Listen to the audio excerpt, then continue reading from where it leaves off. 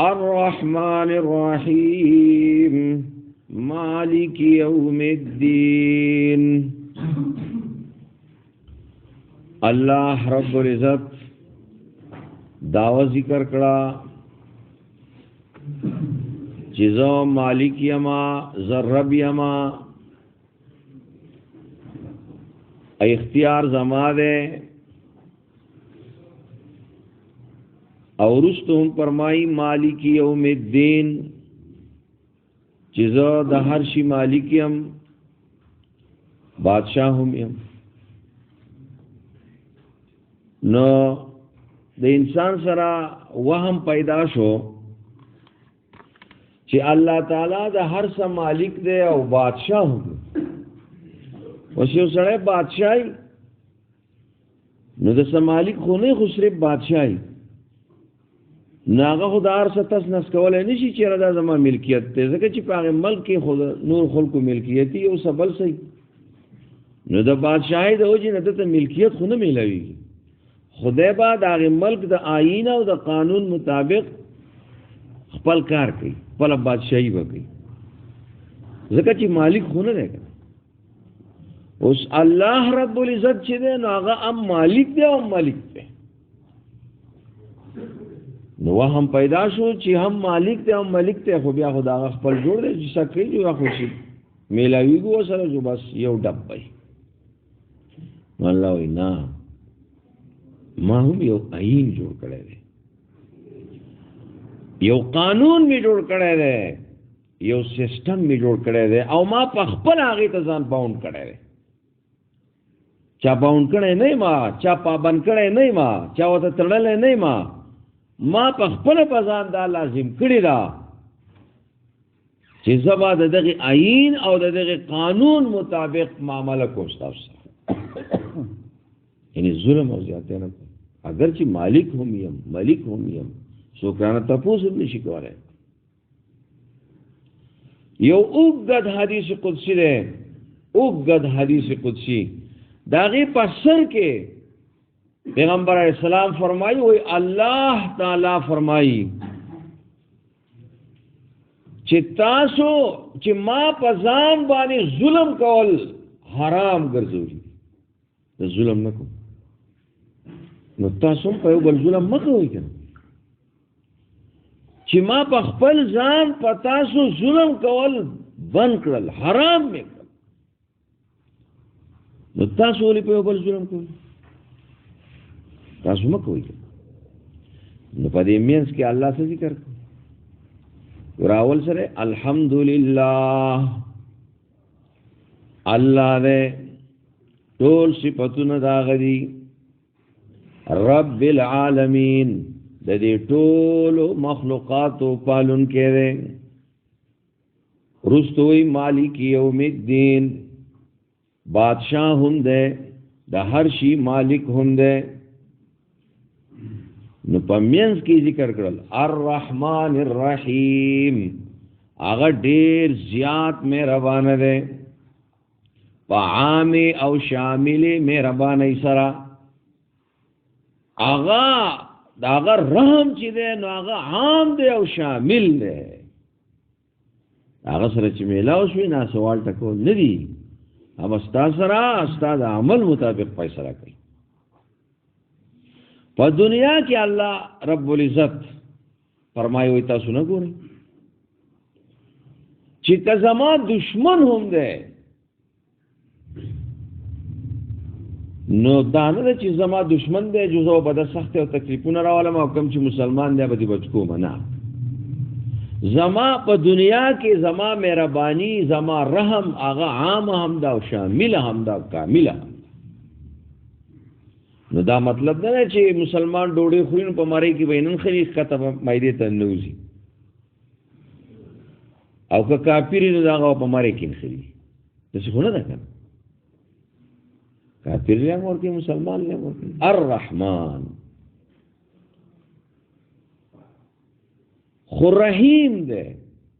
رحیم مطلب دار ہے چې کوم خصوصي خاص کامل رحم چې دی او مهرباني چې دا هغه خصوصي هغه به خالص د منونکو لپاره. ځکه دنیا کې خو الله انسان مختار کړی دی په جایز او ناجایز پلورو کې، په حق او باطل اپنا وهلو کې الله تعالی دل اختیار ور کړی. اوس چې دې په خپل اختیار سره د الله حدود په عمل کوي او وایلیشن کوي، نو الله رب العزت با په دبانې هغه خاص رحم نه کوي. عام مهرباني چې دا خو کوي خو خاص رحم به نه کوي. او چې کوم یو سړی د الله اطاعت او د الله تابعداري کوي او د الله احکام او تسرګ دي سټ غزي، نو الله رب العزت په دبانې بیا خپل خاص او کامل رحم کوي.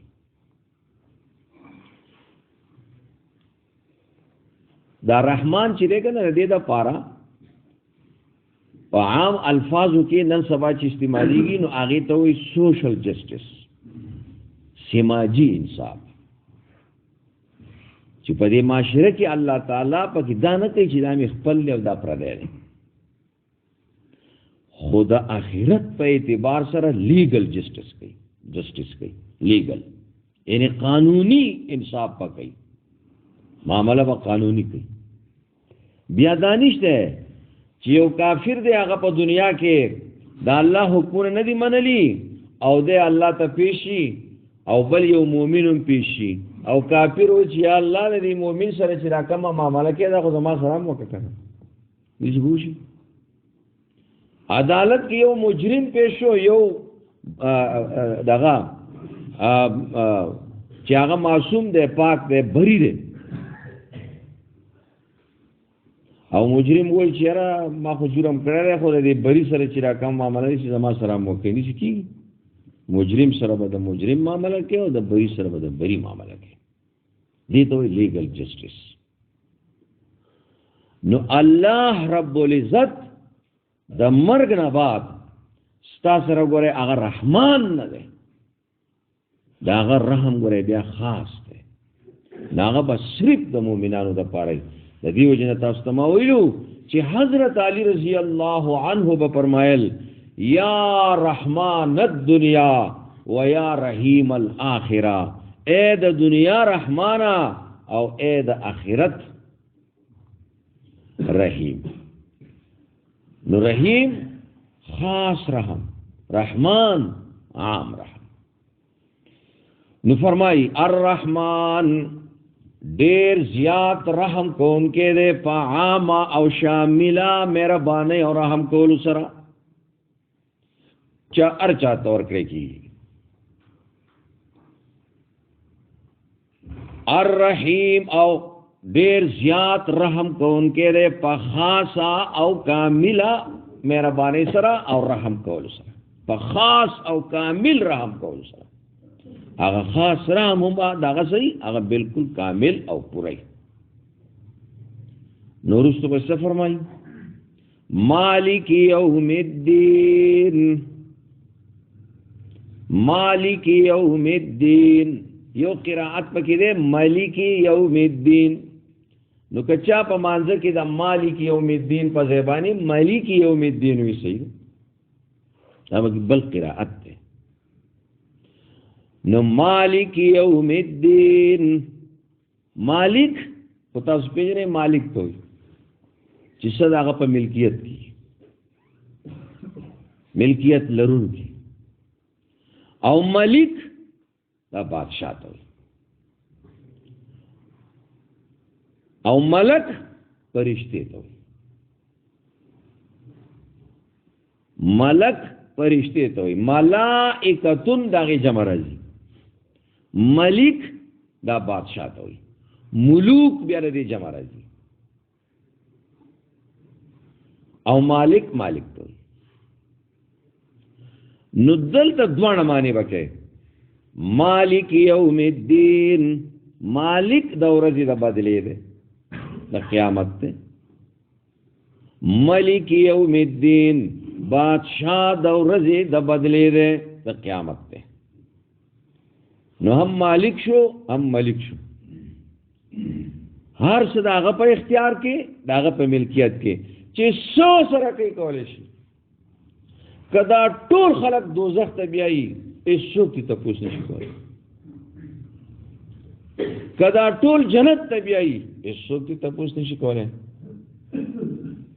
خو الله وایي زه داسې نه، زه به قانون چلوم، زما چې کوم آیین دی او دستور دی د هغې مطابق معامله به کوم. نو د دې وجې نه قیامت نه دی ویلی، د دې وجې نه دین ویلی دی. مالک یوم الدین، هغه بادشاہ، هغه مالک د ورځې د بدلې دی، د دین دی. اوس په دین باندې وزن پوه کوئ. د دین یوه معنی ده لین دین، ورکړه راکړه، معاملات. دین معاملاتو ته هم وایي، ورکړو راکړو ته هم وایي. دین چې دی دا تسلط او غلبې ته هم وایي، تسلط او غلبه. لکه سوره بقره کې تاسو ویلي دي چې تقاتلوهم حتى لا يكون الدين إلا لله وقاتلوهم حتى لا تكون فتنة ويكون الدين لله. د دې کفارو سره جنگيږي، د هغه پوری جنگيږي چې دا فتنه ختم شي او غلبه صرف د الله د قانون شي. دغه ځکه دین په معنا د غلبې باندې دی. نو دین غلبې ته وایي، تسلط، غلبه. دین یو سیستم، یو نظام، یو قانون ته وایي. ان الدین عند الله الاسلام. ستاسو قانون، ستاسو نظام، ستاسو د ژوند د تیرولو طریقه د الله په نسبانه هغه صرف او صرف اسلام دی. بس یعنی مطلب دا دی چې تاسو به خالص د الله چې کوم قانون دی هغې ته به سخت کته کوئ. ان الدین عند الله الاسلام. او بل ځای سره دی ومن یبتغي، هاغه چا چې ولټو غیر الاسلام دینا، د اسلام نه علاوه بل دین، بل نظام. سوره آل عمران 84 آیت ده، سلور آتیا. هاغه چا چې ولټو د اسلام نه علاوه بل دین، بل طریقه، بل یو رواج د ژوند د تیرولو، نو فلن یقبل منه، هرگز بردن قبول نکړي. نو ګریوانو کې سر دن نکړي چې زمونږ په کم دین باندې چلیدل دي. جمعات کې مونږ په کم دین باندې یو، په لاره کوڅه کې په کم دین باندې یو، په دفتر اسکول وغیرہ کې په کم دین باندې یو، په تجارت کې، په زراعت کې، په طبابت کې، چې هر شعبه هغې کې سوچ وکړئ چې موږ په کومه طریقه یو. آیا موږ په دغې طریقه یو؟ د هغې طریقې خو موږ نوم هم نه اخلو. دین خو موږ ته داسې ناشنا شوی دی لکه ته چې بنګړي په لاس کې او بهر ته داسې راوځي، د ښځو بنګړي په لاس کې بنګړي راوتی شي. یو سړی وویل که زه بهر ته وځم او یا مې د لور یا مې د ښځې یا بنګړي دي هغه په لاسومه بار به وځم، دی ګرځېدی شي بار؟ نشي ګرځېدی. خو خریلی ګرځېدی شي چې ګیره بلکل صفا کړي، په دې ورته ځان بد نه ښکاري. خو په بنګړو په لاسولو ورته ځان بد ښکاري. ښځه دې پکۍ شي، سر دې بلکل کټا کي او زه بار ته وځم، دا یا د نور ښځو سره میلاوېږم، دا میلاوېدی شي، ځان ورته بد ښکاري. ګوره دین ناشنا شوی دی. نن د خلکو ته د دین خبره کوه نو ناشنا ورته ښکاري، لکه دا څه وایي. ابراهیم علیه السلام چې خپل قوم ته ووایي ما هذه التماثیل، دا تاسو دا بوتان چې راښکلي دا څه دي؟ دا څه تاسو دې ته پراته یې؟ اور د ابراهیم آیا ته رښتیا وایو که نه زموږ سره چې ګپ لګی حالانکې د هغو دا کار ناشنا دی که اشنا دی چې سړی ځان له بوت جوړ کړي په خپله او هغې ته سجدې لګي تاسو دا اشنا ښکاري که ناشنا ښکاري دا ناشنا نه دی سړی و چې په ده کې د عقل هغه کروڑه حساب نشته خو هغو ابراهیم علیه السلام ته څه وایي وایي ابراهیم دا څه کوې ته ګپ لګې او که نه راته رښتیا خبرې کوې تا خو مونږ حیران کړو نو دا تعجب خبره ده چې هغه تعجب کوي هغه عادت نو هغه د هغې خپل بت پرستۍ سره د هغې خپل رواج سره د هغې خپل قانون او سیسټم سره عادت شي نو د ابراهیم علیه السلام هغه ورته ناشنا ښکارېده د دې چې موږ ته دین ناشنا شوی دی خو الله څه وایي ومن یبتغي غیر الاسلام دینا فلن یقبل منه مرې به نه قبر کې به دې ږدي نه بیا به سره ګوره دنیا کې چې څه کوې جو کوه مګر خو زه رحمان یم نو دین چې دی دا په معنا د نظام او په معنا د قانون باندې دغه شان دین چې دی نو دا په معنا د جزا او د بدلې باندې هم راځي سوره انفطار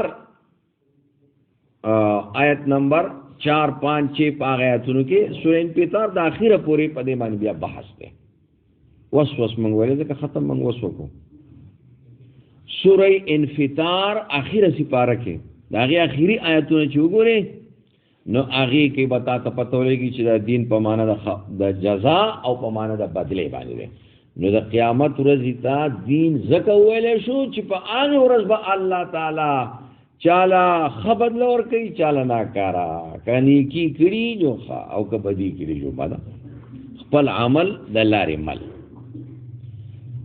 او حم میم مومن هغه کې هم په دې باندې بیا تفصیل لې اگر اواړوي د دې زره پارا ځکه الله رب العزت فرمای سلی رشتہ مسی پارا دا حم میم مومن راوړوي حم میم مومن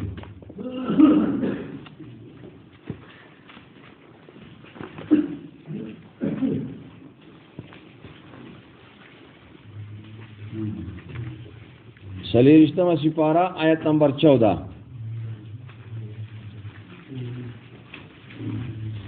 ها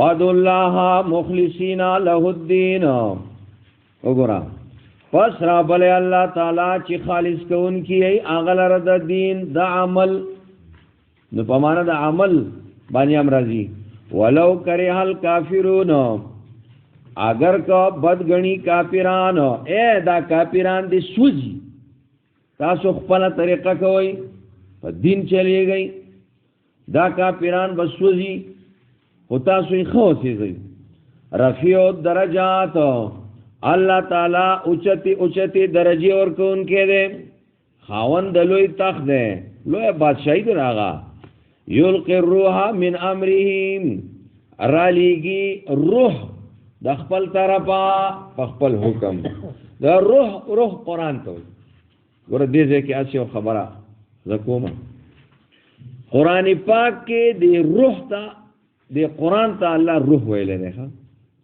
ځکه الله به پیغمبر علی السلام له قران ورکو جبرئیل علی السلام له قران ورکو چې دا وې سزما اخیری پیغمبر لا څه دا کنه نو الله دلته سو یلقي الروح رالیږي روح یعنی قرآن پتا کې به ژوند په قرآن سره راځي او چې تا کې قرآن نه کنه قرآن نه نو ستا ژوند دې سیده لکه ته چې په سکرین باندې په ټي وي او په هغې باندې دا شکلونه مکلونه یې نه هغه خو مړه دي د هغې صدقه شته هېڅ نشته ستا سره نه خبرې کولی شي نه تعالی جواب در کولی شي بوتان دي نو چې روح پکې نه یعنی قرآن پکې نه نو هغه دې سیده لکه اسې ډیډ باډي یو لاش مرده نو قرآن چې دا راټینګول پکار دي مسلمان چې څومره بیکاره شوی دی او څومره غیر ترقی یافته دی څومره د تنزل شکار شوی دی، څومره د بیکورډ شوی دی، پسمانده شوی دی، دا د قرآن نه د دورۍ د وجې او انګریزان هندوان غیر مسلمه چې څومره فارورډ شو هغې چې دا څومره ترقي کړې ده دا د قرآن نه کړې. پوه شوې په خبره؟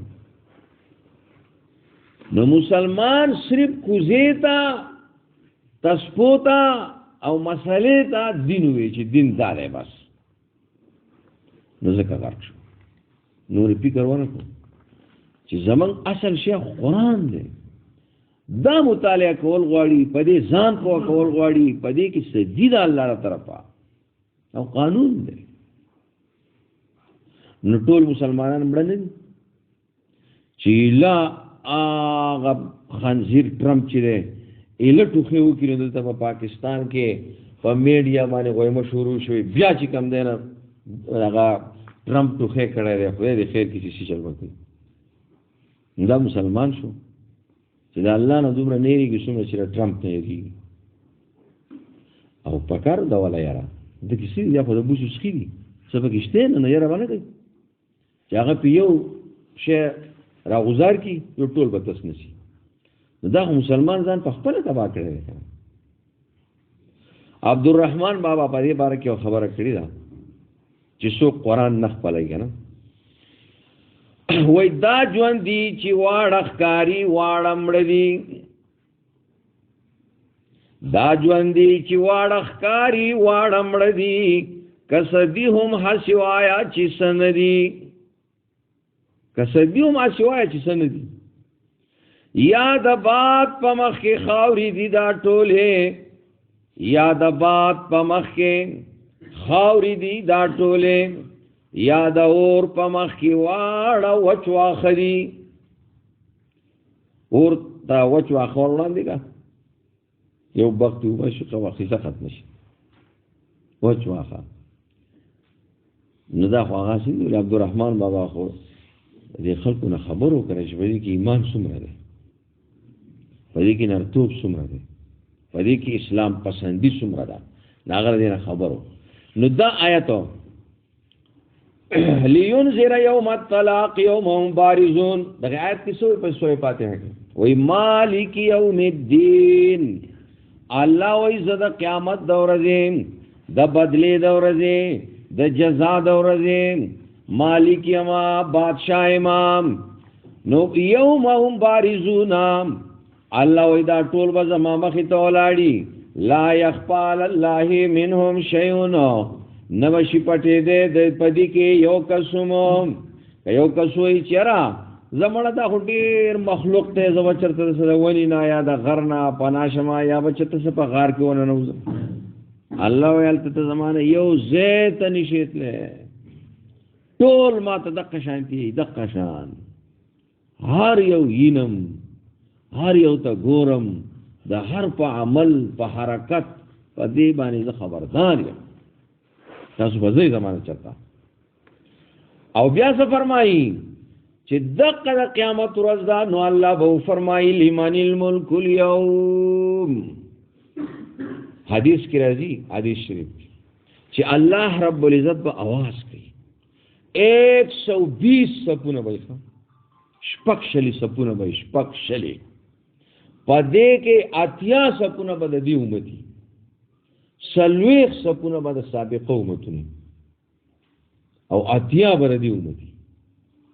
ځکه دا تر قیامت دی که نه،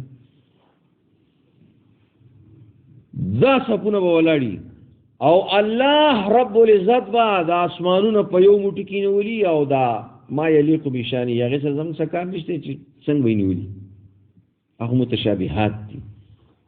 خو پیغمبر علیه السلام فرمایي چې دا اسمانونه به په یو موټي کې نیولي، او قرآن کې هم دا شته تاسو ویلي، او ځمکې به په بل موټي کې نیولي، او داسې جنجوړی به او فرمایي به لمن الملک اليوم، نن ورځې بادشاهي د چا ده، نن ورځې بادشاهي د چا ده. بیا به فرمایي حدیث کې پیغمبر علیه السلام فرمایي چې الله به فرمایي اين الملوک، هغه بوش چرته لاړ، څه شو بوش، هغه ټرمپ څه شو، هغه پلان کې څه شو، اين الملوک، هغه د دنیا هغه بادشاہان څه شو، اين الجبارون، هغه ظالمان څه شو چې ظلم به کو زیاته به کو چرته لاړو، المتکبرون، هغه تکبر کوونکي څه شو چې هغه برید به توهل ظلم به کو، لس به مړکړل او یو دوه ورځې په پټانه کې او بیا براوته او برید به توهل کونډکړي به ګرځي دوه بچی شو چې دا کنه نه یو څومره کی او بیا اله شو ګدای خه حرامي توبو کی خورانه وږي بل ورځ بیا راوځي ګرځي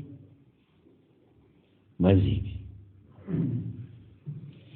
نو الله رب العزت په فرمایي چې اوس هغه مزید نشته، اوس ټینګ شي څه شو هغه بادشاہان دا به ټول کته دغه شان ورای.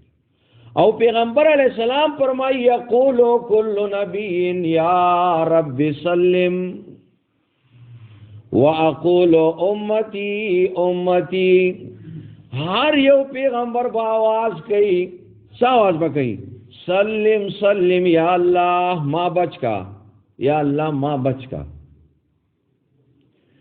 صرف زباوے ما اقولو زباوے ما چی امتی امتی زما امت، یا اللہ زما امت. گورو زمان دا سی پیغمبر دے، زمان دا سی پیغمبر دے، دا هغه په طریقه، دا هغه په ارشاداتو، دا هغه په تعلیماتو په اوریدو باغې باندې عمل کولو موږ ته ځان بخت کوي.